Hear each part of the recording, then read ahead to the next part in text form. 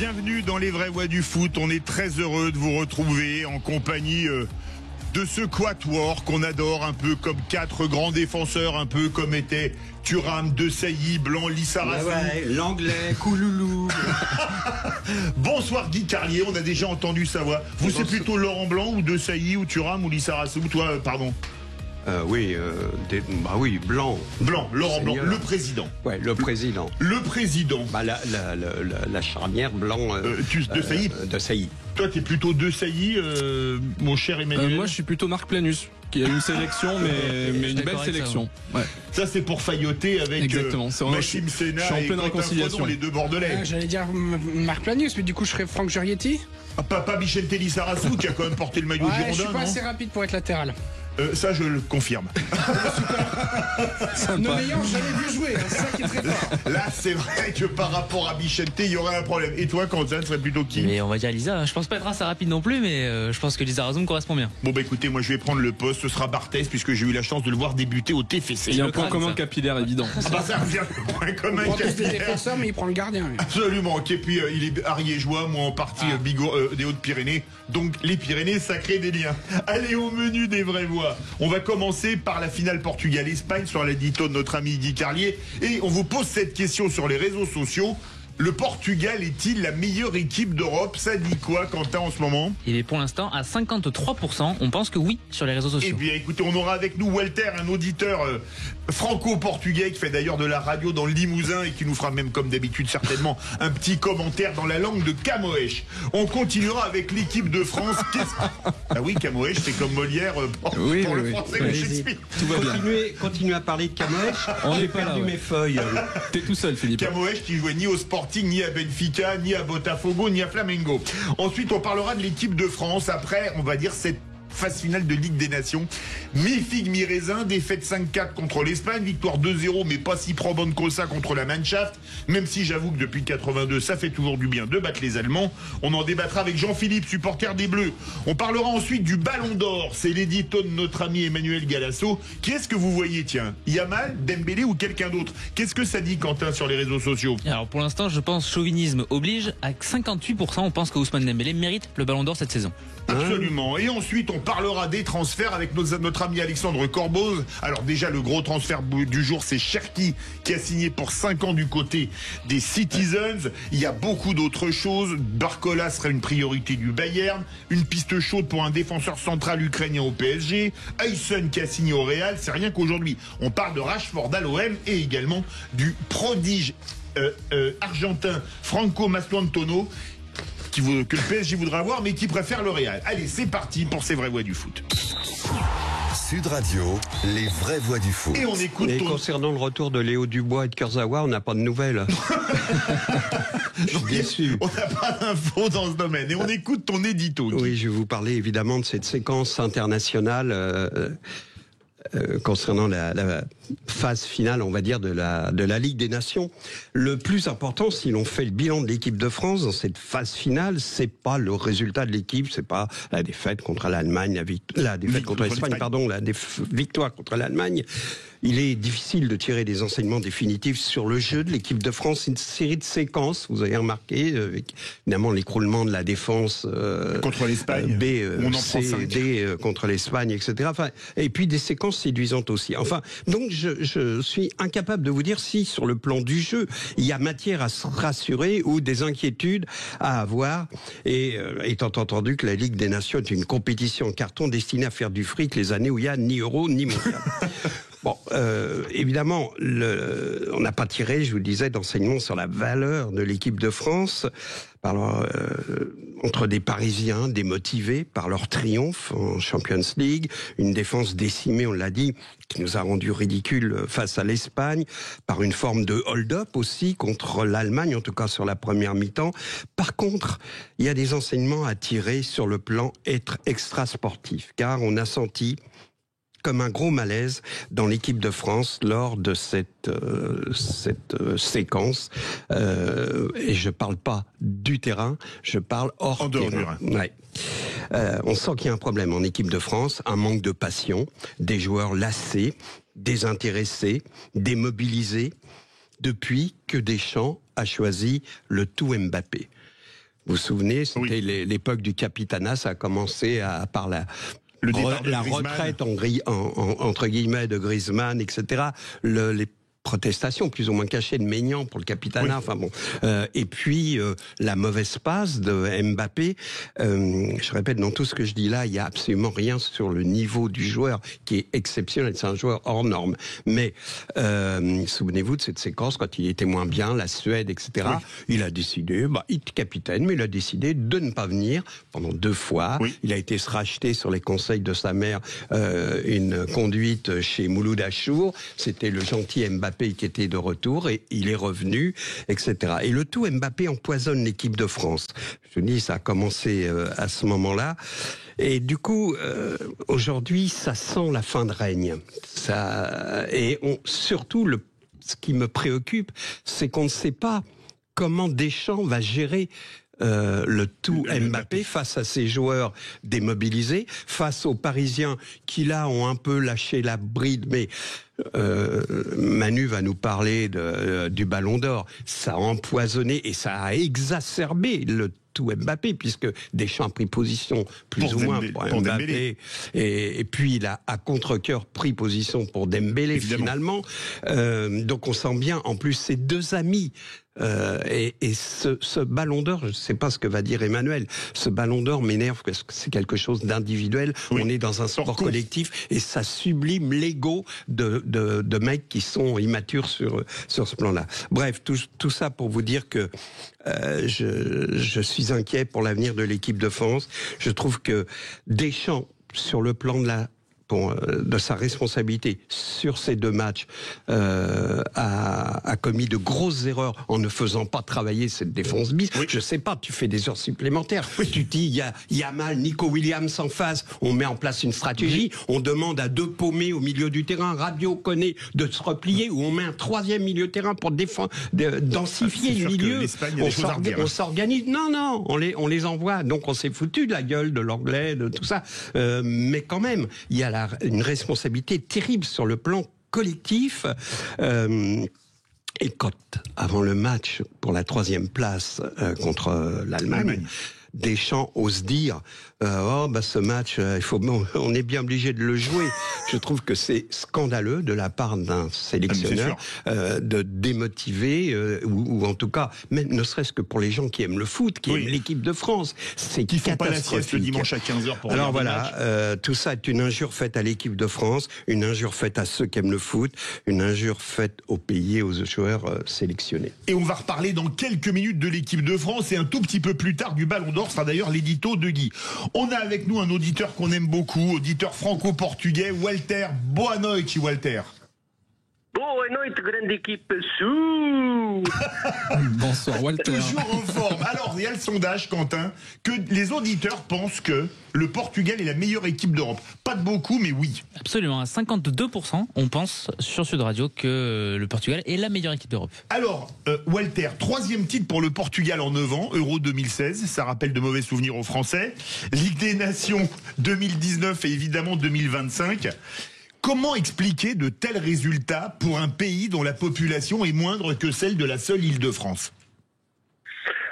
Les résultats, on l'a tous vu. On sait qu'en termes de talent, c'est clairement l'une des sélections les plus complètes actuelles, voire peut-être la numéro 1 en Europe. Quand on a autant de stars dans cet effectif, en plus, ce que moi je considère l'un des meilleurs joueurs actuellement au monde, n'en déplaise à certains, pour moi Nuno Mendes fait partie des meilleurs joueurs au monde. On est d'accord que c'est le meilleur le latéral gauche du monde, à notre avis.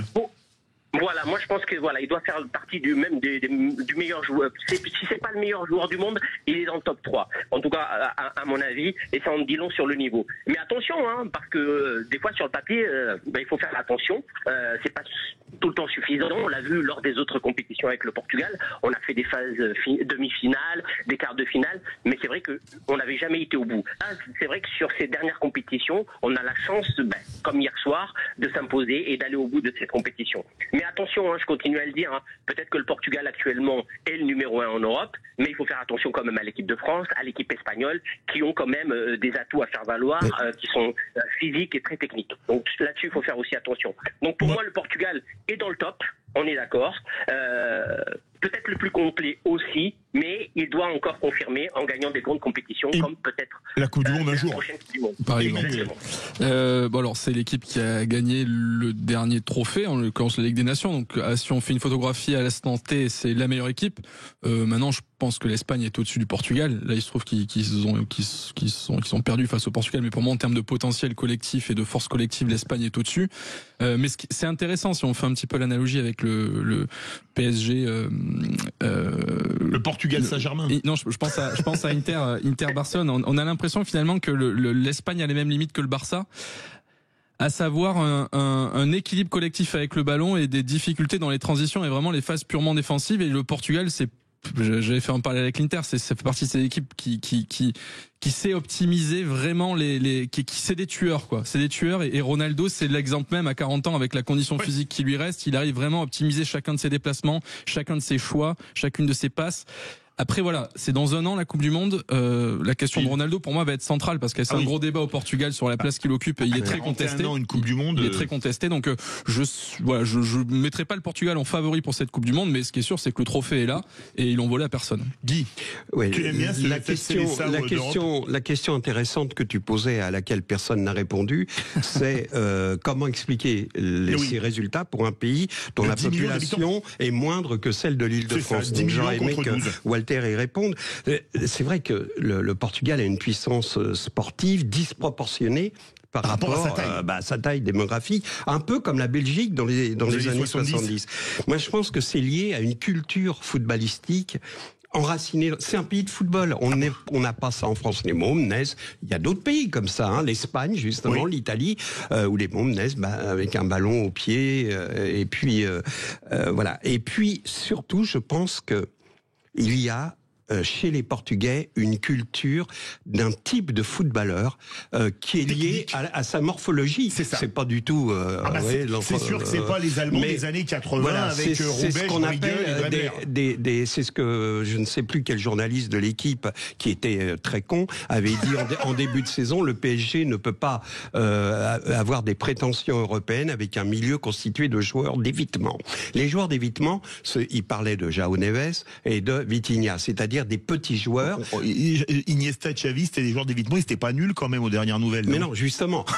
Donc, évidemment, il y a d'autres parties du terrain où on peut avoir des balaises, mais ce milieu de terrain avec en tout cas l'équipe du Portugal a aussi des grands joueurs. Mais essentiellement, la culture, ce que forment les centres de formation. Nous, on a formé des deux saillies pendant des décennies. On a des grands cons au pied carré. On a des Palois. Bon, même eux, ils ont des petits joueurs d'évitement qui ont de la technique, qui ont le sens du jeu et qui sont vraiment. C'est quand tu vois que par exemple le Sporting a sorti Figo, a sorti Cristiano Ronaldo, etc. C'est incroyable ce qui sort de leur centre de formation. Absolument. Comment on arrive à faire ça au Portugal, Walter? Parce que c'est vrai, le joueur portugais, si je le résume en 2 mots, pour moi, c'est très fort techniquement et avec de l'abnégation. Les mecs ne lâchent jamais rien. Oui, c'est une culture, hein, Guy l'a très bien dit. Ouais. On a les 3 F au Portugal. Hein. Le football, Fado et Fatima. Voilà. Exactement, ça résume un peu tout ça. Mais c'est vrai que le football chez nous, c'est une religion. C'est voire même peut-être la religion maintenant au Portugal. Et c'est vrai que tout le monde vit pour le football. Et le moindre garçon, depuis son plus jeune âge, souhaite jouer au football. Et puis quand on a un représentant, parce qu'on a beau dire ce qu'on veut aujourd'hui à 40 ans, il y en a beaucoup qui disent que Cristiano Ronaldo fait polémique au Portugal. Pas tellement. Hein. Il est vraiment aimé. C'est vraiment une référence au Portugal. C'est hallucinant. Donc voilà, ils ont tous envie de ressembler quelque part un peu à Cristiano Ronaldo. Et il y a cette folie du football, cette folie de la fée. Oh, là il y a un problème. Ça a sauté. Bon on embrasse Walter, hein, merci beaucoup. On se retrouve, merci Walter. Alors la ligne a sauté, on se retrouve dans quelques instants pour parler de l'équipe de France. Et on sera avec Jean-Philippe, supporter des Bleus. Restez bien avec nous, on les vraies voix. Retour des vraies voix du foot avec Guy Carlier, Emmanuel Galasso, Maxime Sénat, Quentin Fredon. Et on va désormais parler de l'équipe de France. Alors il y a à boire et à manger, Emmanuel. Est-ce que c'est un bilan positif ou négatif, cette Ligue des Nations? Je pense que c'est très mitigé. Pour moi, c'est pas mitigé, c'est un bilan négatif. En fait, je trouve que le 5-4 n'est pas du tout révélateur du rapport de force entre la France et l'Espagne. Pourtant, on a pris la barre et le poteau. Hein. Oui. Oui, mais il y a un match derrière. Oui, Oui, Philippe, on a été à la rue. En fait, on a commencé vrai, à exister bien quand sûr. l'Espagne a levé le pied en se disant c'est bon, c'est À acté. 5-1. Ah, ils ont fait preuve de suffisance, mais il n'y a pas un seul moment où on peut battre l'Espagne. Faut être clair, on perd un but, mais il n'y a pas un seul moment où on peut les battre. Et face à l'Allemagne, on prend l'eau pendant tout le match. Et en fait, et notre victoire tient à la maladresse des Allemands. Donc en fait, si tu veux, dans les deux cas, on est tout le temps en réaction, on n'est pas en action, et on est passif, on n'est pas actif. Et c'est pas comme ça, on a la Coupe du Monde dans un an, c'est pas en ayant cette stratégie et cette mentalité-là que tu vas aller soulever le trophée. Donc moi, je suis super inquiet. J'ai l'impression que Deschamps tente quelque chose avec ce milieu à deux et en mettant Olysée un peu comme il avait fait avec Griezmann dans un entre-deux lignes. Alors c'est pas du tout la faute d'Olysée pour le coup, mais je trouve que ça met en difficulté Rabiot et Koné. On en arrive à Mondada qui est l'équilibre collectif, et pour moi avec ce milieu à deux t'as pas d'équilibre collectif et tu mets en péril ta défense. En plus, d'autant plus quand tu joues face à une équipe comme l'Espagne voire l'Allemagne qui ont la suprématie du milieu de terrain. Donc je trouve ça très inquiétant et surtout c'est le manque d'adaptabilité de Didier Deschamps aux événements en cours de match qui ne me rassure pas, parce que bon là t'es sur une Ligue des Nations. Moi personnellement je suis pas forcément très emballé. Il y en a qui s'emballent dessus. C'est mieux de la gagner que de la perdre. C'est mieux de la gagner, mais quand t'es en Coupe du Monde, il faut réagir très très vite quoi. Et j'ai l'impression que Deschamps, sur ça, il en est toujours un peu au même point. Il est avec ses certitudes, et s'il reste obstiné sur ce milieu, et pourtant moi je trouvais que ça valait le coup de le tenter, ce milieu à deux, mais Koné pour moi il a pas les épaules. On le disait à une époque, t'avais Makelele Vieira, là tu peux avoir un milieu à deux, tu peux avoir une doublette avec Rabiot qui est plus un joueur un 8 qui fait box to box, et un Koné qui pour moi n'a pas les épaules pour pouvoir assumer ce rôle-là, en tout cas en tant que titulaire. C'est beaucoup trop risqué, et oui, je ressors inquiet avec beaucoup plus de questions que je n'en avais avant ces matchs. Aussi bien sur le plan, oui, j'aime bien avoir des divergences avec Manu, mais je suis obligé d'adhérer à 100% sur le négatif sur l'ensemble des deux matchs. Son analyse est parfaite sur ces matchs. Simplement à 3, je sais plus, à 3-0 à un moment, ou 3-1, je sais pas comment. Là, il fallait faire rentrer. Il y a eu une erreur de coaching, il fallait tout de suite changer. Oh, mais là, changer à la 40e minute, oh là là, surtout pas des gens, tu vois. Donc, on a laissé les mecs qui n'aidaient pas les défenseurs qui étaient à la rue, et qui n'aidaient pas les attaquants non plus. Donc, moi aussi, je suis très inquiet. Je suis très inquiet pour les raisons que j'ai évoquées tout à l'heure, parce qu'il y a le problème Mbappé. Sa place et sa place dans le bloc. Et le bloc, moi, j'ai pas vu de bloc. Ah non. Ouais, Philippe, je voudrais juste répondre à Guy sur ça, parce que bon, tu as fait pendant ton édito, donc forcément on n'en a pas débattu, mais moi la question autour d'Mbappé, je la trouve centrale, c'est-à-dire qu'on a un Mbappé qui maintenant joue 9 au Real, joue 9 en équipe de France, alors que Dembélé n'a jamais été aussi bon depuis qu'il joue 9. Absolument. Et Mbappé n'a jamais été aussi bon que quand il jouait ailier gauche. Donc en fait, la question, c'est, pour moi, il y a une attaque à 3 qui peut mettre Doué côté droit. Voilà. En plus, et là, si tu mets Mbappé à gauche, Dembélé devant, et un Doué ou Doué, il est très bon. Voilà, je peux même tester un Olysée à droite. Enfin, à droite, t'as des solutions. Je ne comprends pas pourquoi on joue pas dans ce dispositif. Est-ce que c'est une envie d'Mbappé de rester finalement numéro 9? Parce que c'est le rôle qu'il a maintenant au Real. Ouais, mais ce sera intéressant. Donc c'est à nouveau, j'ai coupé ça parce que j'étais trop long. Mais bien sûr, c'est ça le tout Mbappé. C'est ça. Donc là, Manu a tout à fait raison. L'attaque type, c'est Mbappé à gauche, Dembélé qui est une révélation à ce poste-là, dans l'axe, même si tu veux laisser du champ à Mbappé pour percer légèrement en retrait, comme il le fait au PSG, et puis un Doué ou n'importe qui tu veux à droite. Mais ça c'est clair. Maxime veut réagir. Moi, je dirais que pour m'inclure dans ce débat, la position des trois d'attaque n'est pas forcément si importante que ça. C'est plus l'animation entre eux. Je dirais que on a vu beaucoup d'attaques, notamment sur les côtés contre l'Espagne, et personne dans la surface. Oui, parce que c'est censé être Mbappé qui n'est pas un vrai neuf et qui passe son temps à décrocher. Dans une animation, t'as forcément si ça attaque à gauche, t'as le libre qui est rentré. Je te coupe. Il y a un moment où il y a eu de l'animation, c'est quand Cherki est rentré. Oui, d'accord. Bah oui. Il manque quand même un neuf. Ça a été quand même mieux.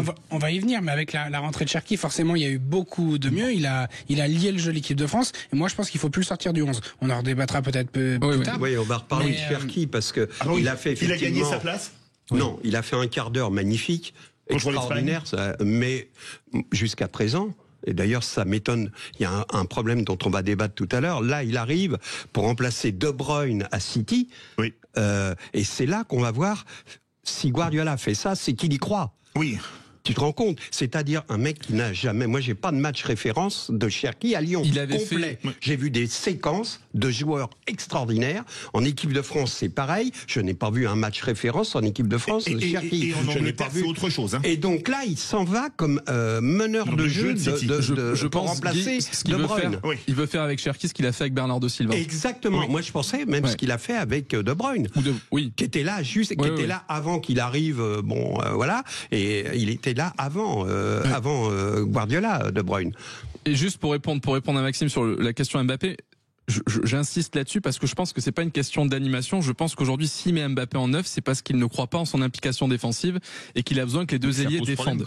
Mais ça, évidemment que ça pose un problème. Donc la question, c'est pas tellement est-ce qu'il joue, est-ce que c'est pareil qu'il joue. Non, c'est vraiment pas pareil pour Deschamps de mettre Mbappé à gauche ou dans l'axe, parce que s'il le met à gauche, il se dit le problème c'est que je vais avoir un déséquilibre collectif et qu'il va pas défendre. Donc par défaut, il le met dans l'axe et ce choix par défaut crée un positionnement de Dembélé qui est moins naturel aujourd'hui et voilà et des choix secondaires qui aujourd'hui pénalisent, comme tu dis, l'animation offensive. Mais ça part pour moi d'une erreur de diagnostic de Deschamps. Jean-Philippe, supporter des Bleus, nous a rejoint. Salut Jean-Philippe.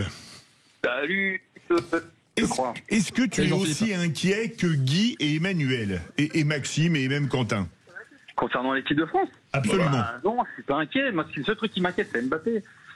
C'est Mbappé qui m'inquiète parce qu'en fait, en vrai. En termes de niveau de jeu ou de comportement au sein du groupe? Mais le problème, c'est qu'il serait même pas capable, Didier Deschamps, de le mettre sur le banc. Il faudrait lui expliquer pourquoi. Il faudrait lui tenir la main pour aller sur le banc à Kylian. Il faut lui tenir la main. Alors, on fait comment si demain il doit le mettre sur le banc? Il est obligé de mettre titulaire tout le temps. Et c'est ça le problème. Demain, il veut tenter un truc sans Kiki. Eh ben, il est embêté. Non mais c'est quand même problématique, ça veut dire que c'est plus le sélectionneur qui décide, c'est les joueurs, ça pose quand même question, non? C'est le statut. Là c'est le cas. C'est le cas. Mais c'est le cas, on est bien d'accord. Tu n'as pas écouté mon édito? Non, mais ça pose doublement question. Ce que dit notre ami Jean-Philippe, pardon. Ce que dit Jean-Philippe, il a raison. Si tu vas au bout du truc, là, Mbappé est un joueur hors norme. Donc clair. Il arrive à sauver le truc, à marquer un but comme il a mis contre l'Allemagne avant la mi-temps, etc. Mais sur le plan du jeu collectif, si Deschamps décide de s'en passer pour jouer, pour faire un bloc à la parisienne ou ce que tu veux, il va s'en passer. Mais il peut pas, il le fera jamais. Parce qu'il mettrait le feu dans le groupe. Et il aura les couilles de le faire. J'ai une théorie, Guy, je pense aussi que sortir Mbappé, c'est revenir sur le choix du capitanat et c'est un aveu de faiblesse pour Deschamps.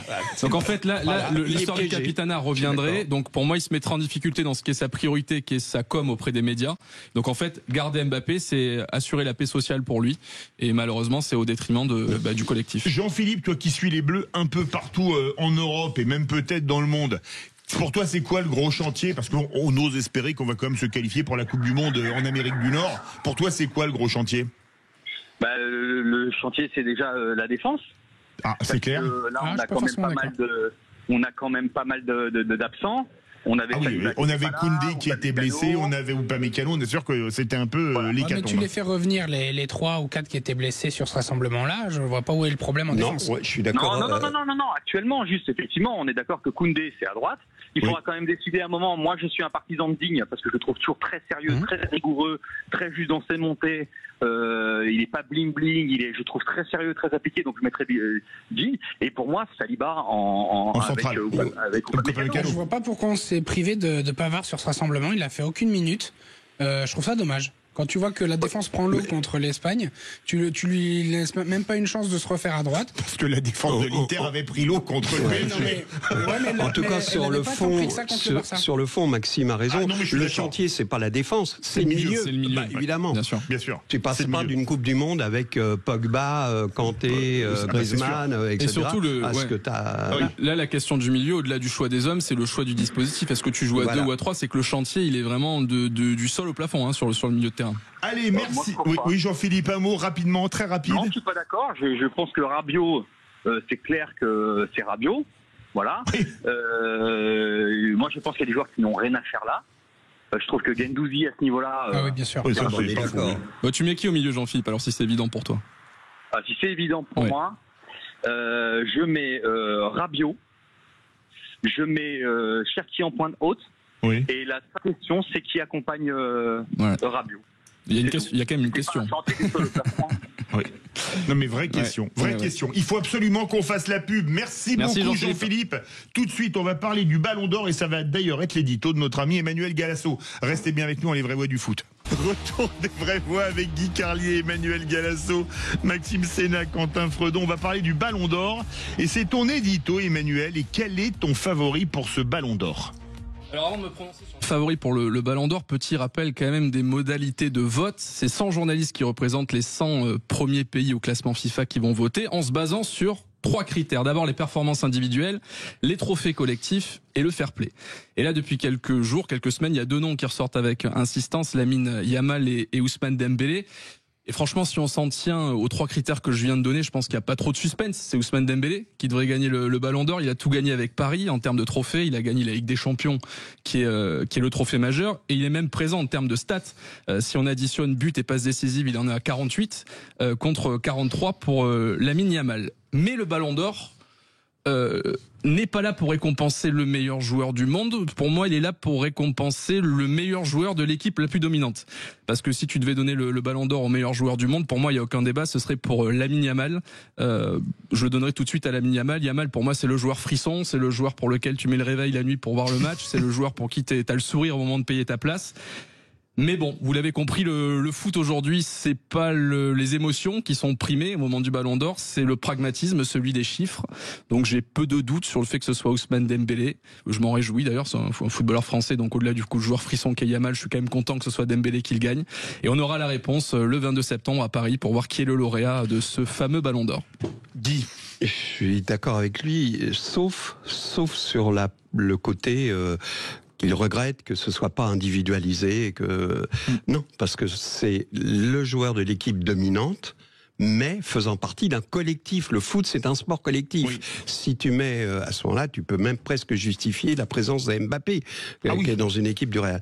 Donc moi, je trouve que je suis d'accord avec lui, c'est Dembélé, et je trouve que c'est très bien qu'il ait fait partie de cette aventure, qu'il était un des acteurs majeurs de l'aventure du PSG, et qu'il le mérite donc à ce titre. Oui. Dernière chose quand même, notons que Nuno Mendes a rendu un service, parce qu'en fait, t'as de la subjectivité là-dedans. Les 100 journalistes dont parlait Manu, qu'on regardait Espagne-Portugal, ils ont vu Nuno Mendes becter, il l'a becté, mais grave, au point que l'autre après est devenu une petite racaille. À la fin, il a dit au revoir à personne, il a été infect dans le protocole.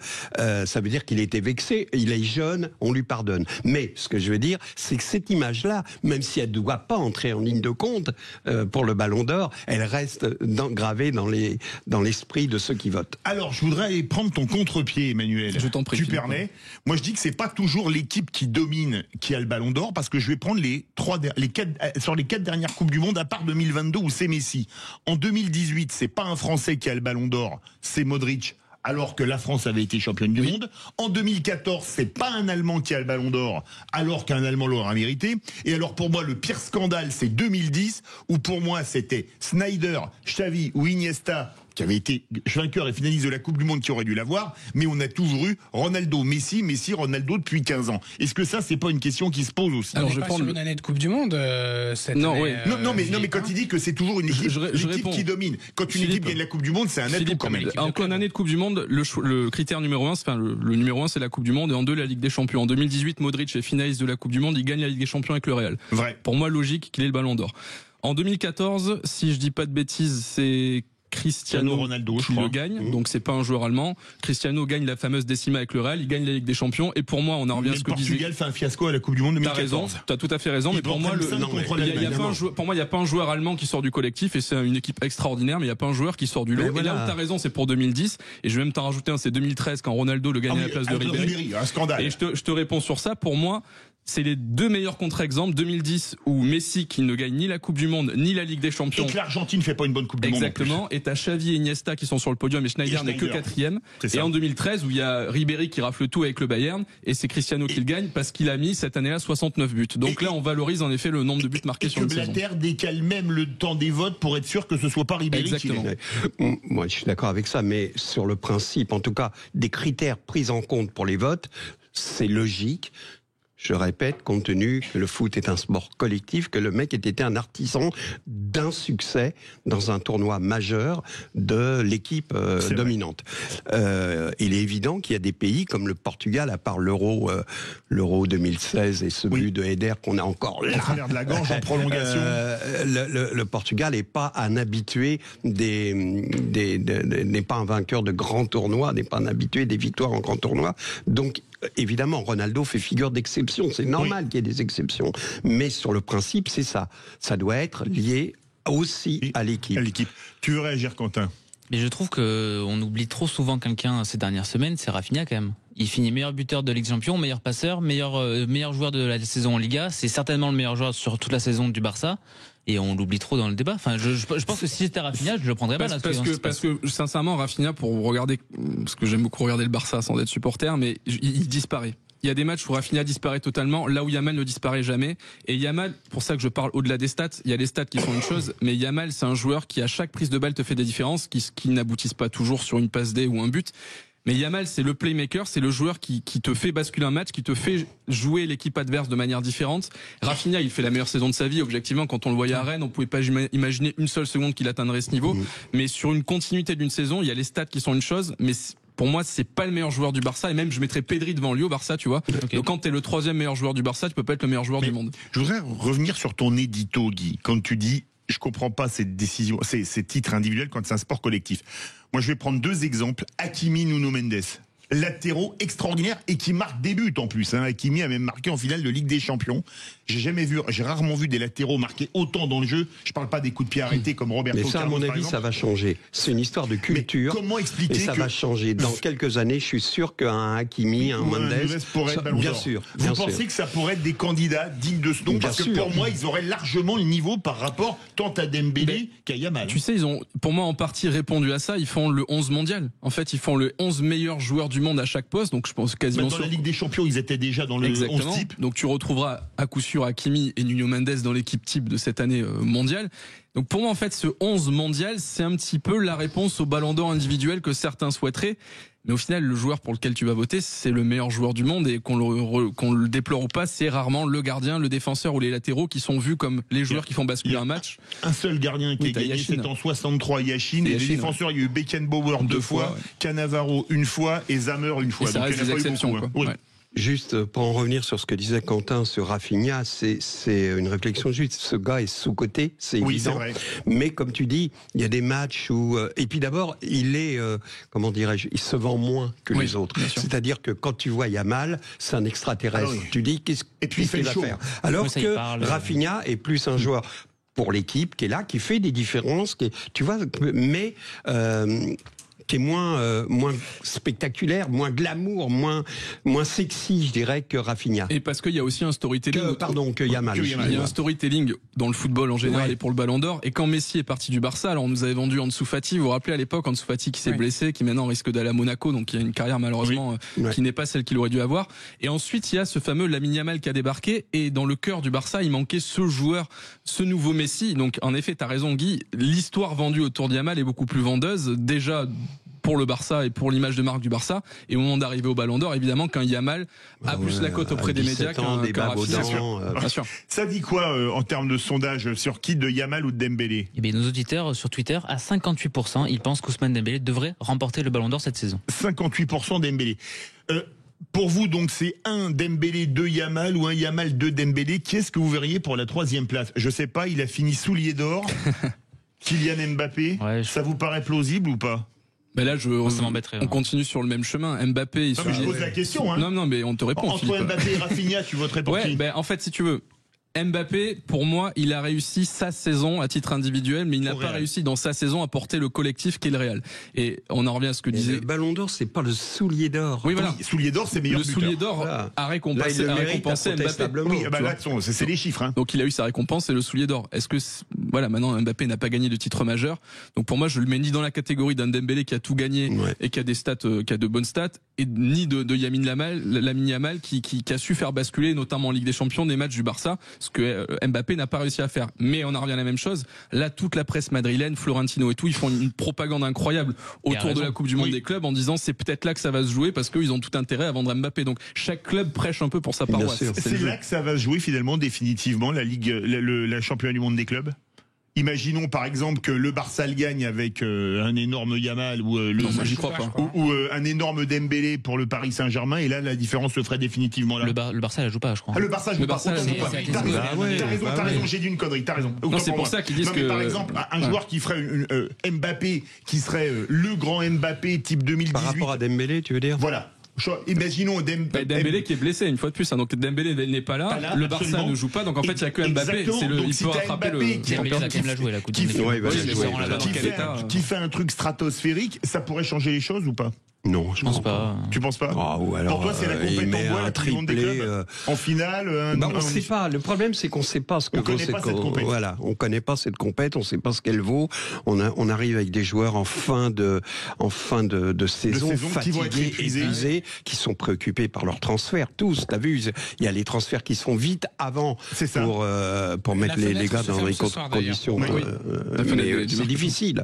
On sait pas. On va dans l'inconnu là. Mais on va voir la réponse parce qu'on disait tout à l'heure, c'est évident, année de Coupe du Monde, c'est la Coupe du Monde en numéro 1, la Ligue des Champions numéro 2. Quand il y a que la Ligue des Champions, c'est la Ligue des Champions. Là, si Mbappé fait une super Coupe du Monde des clubs et qu'il est, admettons, 3e au classement, ça veut dire que dorénavant, on saura que la Coupe du Monde des clubs est vraiment cotée et valorisée au moment de décerner le Ballon d'Or. Donc on aura, sur la valeur de cette compétition, le Ballon d'Or sera un début de réponse. Jusque la Ligue des Nations. Je sais pas vous, mais vu ce qu'on a vu de l'état de fatigue de certains joueurs à la Ligue des Nations, j'ai peur du spectacle à la Coupe du Monde des clubs. Je sais pas vous. Non, mais j'ai peur du spectacle la saison prochaine surtout parce que c'est là qu'ils vont le payer. C'est ce qui est scandaleux dans cette organisation, c'est-à-dire que la Coupe du Monde des clubs commence maintenant dans 5 jours. Se termine mi-juillet. La finale, c'est le 15 juillet. Il y a la Super Coupe d'Europe le 13 août. Et les reprises des championnats aux alentours du 20 août. De tous les championnats européens. Et ensuite, sur une année de Coupe du Monde, en sachant que les Anglais, notamment, font le Boxing Day, n'ont pas de rupture à l'hiver. C'est compliqué.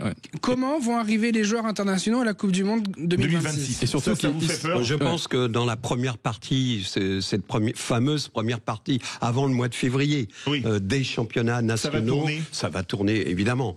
Là, tu vas mettre tous les internationaux au repos dans les matchs. J'imagine bien que même Luis Enrique va pas mettre la grosse équipe pour jouer au Rennes. Il va pas mettre Dembélé et Doué. Je sais pas, il va pas mettre en tout cas des gars qui seront épuisés par. Ouais, mais la Ligue des Champions commence assez tôt et vu le nouveau format, t'es obligé d'être présent tout de suite. Il n'empêche que c'est un calendrier démentiel. Tu peux pas faire tourner non plus pendant.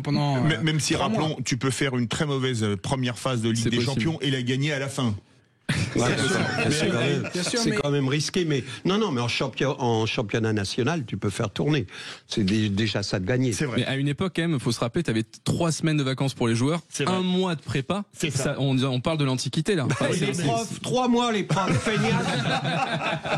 Non mais c'est fou, ça paraît tellement loin. Allez, justement, ça se termine ce soir pour la Coupe du Monde des clubs. Les transferts, il y en a déjà un gros aujourd'hui. Cherki qui quitte l'OL pour aller du côté de Manchester City. Mais il y a beaucoup d'autres choses sur le feu. On va retrouver notre ami Alexandre Corboz. Ami, entends-tu? Retour des vraies voix du foot avec Guy Carlier, Emmanuel Galasso, Maxime Sénat, Quentin Fredon, et on retrouve Alexandre Corboz. Salut Alexandre.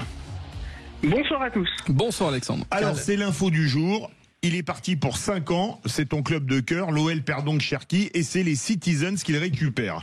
C'est le gros coup de ce mercato?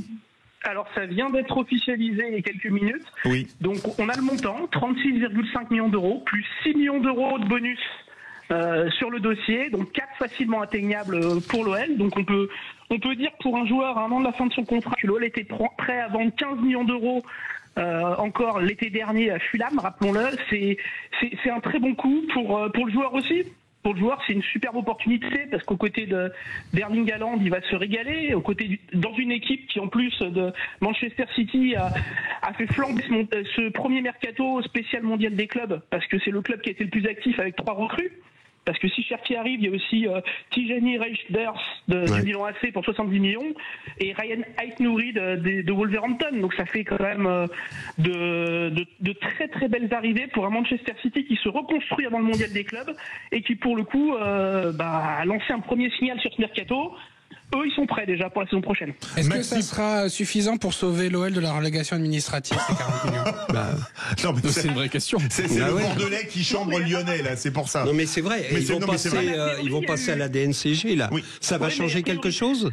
Ça changera, ça va changer quelque chose parce que forcément il y avait un besoin d'à peu près 50 millions montants, ça les apporte quasiment, en sachant qu'en plus ils ont un prêt d'actionnaire qui aurait été consenti en interne. Bon, c'est un prêt qui est à usage flash, c'est-à-dire qu'ils vont simplement provisionner le compte de séquestre en vue de la DNCG pour passer plus tranquillement, et les transferts de l'été permettront de récupérer leur mise. Donc les actionnaires ont fait un petit prêt court. Donc les actionnaires, j'entends Michel Kang, Jeanne Textor, Jean-Pierre Comte et potentiellement, mais ça c'est pas sûr à 100%, Evangelos Marinakis, le président, le sulfureux président grec de Nottingham Forest, parce qu'il y a beaucoup de transferts qui se profilent entre l'OM et Nottingham Forest et entre Eagle. Juste, Alex, est-ce que tu es en mesure de nous confirmer que l'OL a refusé énormément d'offres pour Ryan Cherki et avait un peu un prix psychologique de 40 millions d'euros et refusé tout ce qui était en dessous de ce montant? Alors, pour ce qui est de 40 millions, je peux vous le confirmer que de base, ça devait être 22,5 sur le premier accord. Ouais. Puis ils sont montés à 30 et ils ont vu qu'ils pouvaient atteindre les 40. Et ça a été l'objectif d'aller chercher ces 40. Et ils l'ont atteint. Et à partir du moment où ils l'ont atteint, ils ont ouvert la porte. Alexandre. Par contre, ils n'ont pas eu beaucoup d'offres. Ils n'ont pas eu tant d'offres que pas ça. Tendre, pour Cherki, c'est même pas le joueur qui a reçu le plus d'offres depuis le début de ce mercato. Le joueur qui a reçu le plus d'offres à Lyon depuis le début de ce mercato, c'est Lucas Perry, le gardien. Lucas Perry, ouais. Dis-moi, Alexandre, est-ce que dans le deal, on a parlé du prêt d'un joueur de City à Lyon? Oui. Je voudrais que tu nous donnes le nom de ce pauvre malheureux que j'imagine faire ses bagages et dire les gars, je vais à Lyon. Mais on mange très bien à Lyon. Mais je vais manger du saucisson. Pour le saucisson, le tablier de sapeur, etc. Est-ce que tu as le nom de ce joueur? On n'a pas encore le nom du joueur pour la simple et bonne raison que tant que Lyon n'est pas passé dans la DNCG, le recrutement est figé. Ils vont se laisser le temps. Déjà, quand on va voir la liste de Manchester City pour le mondial des clubs, on saura qui n'est pas appelé, donc ça donnera peut-être un indice. Mais ça devrait être un offensif pour qu'ils prennent du temps de jeu. Donc a priori un jeune. Il y a le Oscar Bob, qui est très intéressant, qui joue avec la sélection de la Norvège, mais c'est un joueur sur qui Pep Guardiola compte. À savoir s'ils vont le prêter pour qu'il joue une saison pleine ou pas. C'est un ailier droit, donc le poste où jouait Cherki, c'est une possibilité. Ça peut pas être un grand joueur, un peu sur le déclin, un Silva. Non, ça sera forcément un jeune à valoriser qui arrivera en prêt sans option. On parle de Makati, mais Makati c'est complètement impossible en l'état parce qu'il a plus qu'un an de contrat. Donc tant qu'ils l'ont pas prolongé, ils le prêteront pas à Lyon parce que sinon ils vont le perdre. Donc ça peut être l'anglais ou ça peut être Echeverry, le petit argentin qu'ils ont acheté à River Plate il y a un an et qu'ils ont acheté par anticipation et qui joue très peu. Mais ça sera des joueurs qui jouent peu ou qui viennent de débuter leur carrière en pro. Mais ce qu'il faut, c'est que la DNCG bloque aussi sur les prêts. Parce que par définition, il n'y a pas de transaction. Tu as un salaire à verser, mais tu n'as pas de transaction dans un prêt. Je vais mouiller pour la DNCG. Je pense que Lyon évitera non seulement la relégation, et probablement aussi l'interdiction de recrutement. Ça sera un encadrement de masse salariale, a priori, parce que si jamais ils ont effectivement fait le prêt d'actionnaire comme annoncé hier par Hugo Guimet, et sur lequel j'avais eu aussi des échos quelques jours avant qu'il en parle. Moi, j'avais pas pu recouper, donc je n'étais pas allé plus loin. Mais effectivement, s'il y a ce prêt d'actionnaire, Lyon devrait passer sans encombre la DNCG et Lyon le fait aussi pour une bonne raison, c'est que s'il n'y a pas de sanction de la DNCG, les prix vont augmenter au niveau du mercato. Parce que depuis le début du mercato, ils ont reçu énormément d'offres à la casse. Ils n'ont pas apprécié, notamment sur Perry, où je crois qu'il y a plus sur Fofana. Sur Fofana, et Fofana, ils le vendront a priori pas, sauf offre à 80 millions d'euros. Ils peuvent se permettre de garder Fofana aujourd'hui. Guy veut réagir, Alexandre, juste une chose, est-ce que dans l'encadrement, le staff, enfin l'entraîneur éventuellement, il y a des mouvements prévus à Lyon? Alors dans le staff non, parce que Paulo Fonseca va a priori repartir pour un tour. En plus, il devrait pouvoir à nouveau accéder au vestiaire dès le mois d'août. C'est déjà une bonne nouvelle. C'est la fin de sa première sanction. La deuxième prendra fin en novembre. Mais a priori, il n'y aura pas de licenciement. De toute façon, ça coûte très cher le licencier. Et c'est pas du tout la volonté de John Textor. Il n'y a pas de départ dans son staff. Non, ça devrait être assez calme. Il y a juste l'épisode Daniel Congré, très très malheureux aujourd'hui. C'est terrible. Tu sais pas ce qui s'est passé, évidemment. Non, je sais pas ce qui s'est passé. Moi, je sais que au club, il est très apprécié. Il est très très apprécié des salariés parce que c'est vraiment quelqu'un qui a le cœur sur la main, qui est vraiment prêt à aider tout le monde. Il peut même aider la secrétaire s'il y a un truc. Enfin, c'est vraiment quelqu'un qui, pour le coup, se mettait au service. Et l'inverse du joueur arrogant. Donc, on est très surpris tous par cette nouvelle. Ça nous a un peu bouleversé aujourd'hui. On pense évidemment à Daniel Congré, évidemment. Oui, Alex, on te sort de la maison lyonnaise. Il y a également la piste Barcola qui serait une des priorités du Bayern. Où est-ce qu'on en est dans le dossier? Est-ce qu'il y a déjà des prix qui ont été avancés? Où on en est dans la négo? Je pense qu'on est au tout début, tout simplement parce que là, Paris va partir au Mondial des clubs avec Barcola. Il est hors de question de le vendre maintenant. Je pense que ça peut être un dossier de l'été. Moi, j'ai de gros doutes que le PSG le cède, sachant qu'il peut se permettre de le retenir. Si c'est vendu très très cher, sur des montants supérieurs à 80 ou 100 millions d'euros. Donc ça me paraît compliqué. D'ailleurs, le PSG n'aura pas de recrue pour le Mondial des clubs parce qu'il voulait faire venir le joueur de Bournemouth, Zabarny, l'Ukrainien. Ouais. Qui finalement, il n'y a pas eu d'accord trouvé, donc pas de défenseur supplémentaire. C'est peut-être la faille de l'effectif de Luis Enrique, mais bon, le champion d'Europe est suffisamment armé pour faire un bon Mondial des clubs.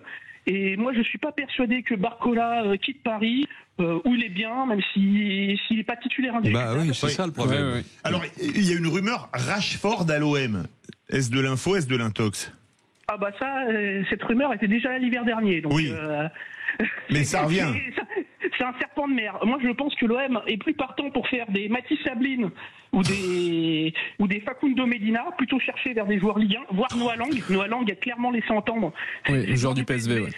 Un Néerlandais très très fort pour remplacer Luis Enrique, ça peut être pas mal. D'ailleurs, l'OM, on n'en parle pas assez, mais ce transfert de l'OM est très surprenant. Avoir réussi à vendre Luis Enrique à l'Inter pour 26,5, alors que c'est un joueur qui en vaut pas 8, c'est très surprenant, quoi. Donc, mais bon, c'est un joli coup, surtout vers un club qui, pour le coup, avait pas forcément de moyens avant et qui là d'un coup fait un transfert. Surprenant. Et pour le coup, Rashford, pour moi, Greenwood a ouvert une porte quand même sur le marché anglais pour l'OM. On n'aurait jamais pensé que Greenwood viendrait. Et Rashford, c'est un plus grand nom que Greenwood, évidemment. Oui. Mais Greenwood il y avait une particularité dans sa situation personnelle. Il y avait la vie privée, mais je veux dire, Rashford, il était aux fraises depuis 2 ans à United. Il s'est un peu refait cette saison en prêt, mais bon, c'est pas non plus. Il y a une signature importante aujourd'hui au Real. Huyson, le défenseur central de l'équipe d'Espagne, qui arrive lui aussi de Bournemouth comme Zabarny. Oui, et puis ils ont aussi ça fait partie des transferts du spécial mondial des clubs. Le Real avait besoin de refaire une défense. Ils ont aussi recruté Trent Alexander-Arnold de Liverpool. Et ils ont payé en amont pour simplement racheter 1 mois de contrat. Ils ont payé 5 millions d'euros quand même. Ça a parlé de 10, mais c'est plutôt 5. Mais voilà, ils ont, le mondial des clubs a donné un mercato un peu particulier. Pas si animé que ça, mais avec quand même quelques coups. Et le Real, Manchester City évidemment, le Real et Botafogo. Botafogo qui aussi s'est renforcé de manière impressionnante. Qui est dans le groupe du PSG. Alex, en un mot pour éclairer pour nos auditeurs, est-ce que tu peux nous redire le redécoupage des dates du mercato avec ce mondial des clubs? Alors, justement, le premier mercato a démarré le 1er juin et se termine aujourd'hui. Donc à partir d'aujourd'hui, tous les clubs qui font le mondial des clubs ne pourront plus inscrire de nouveaux joueurs. Donc c'est la limite était aujourd'hui, et après du 16 au 31 août ou 1er, j'ai un petit doute. 31 août à 20h, on a le deuxième mercato, le normal. Mais par rapport au mondial des clubs, il y avait des prix un peu plus particuliers, des prix un peu gonflés, parce que forcément, c'était pour se renforcer sur ce moment précis, et ça a donné quelques gros transferts. Il y en a un qui s'est pas fait, c'est celui de Mike Maignan, qui se rapprochait de Chelsea, ce qui aurait pu ouvrir la porte du Milan AC à Luca Perry. Finalement, ils l'ont pas fait parce que le prix était abusé. Mais quand Milan était prêt à poser 30 millions sur Luca Perry, on peut deviner que Mike Maignan c'était très en dessus de 30 millions. Donc Chelsea a craqué. Merci beaucoup Alexandre Merci, Corboz, Alex. merci Guy Carlier, Merci Emmanuel Galasso, Maxime Sénat, Quentin Fredon. Demain vous retrouvez Tonton Maurizio et son équipe, mais tout de suite Jacques Pessis, les clés d'une vie, reçoit Yves Sante, le dessinateur de BD notamment de Blake and Mortimer. Allez, à demain 17h pour les vraies voix.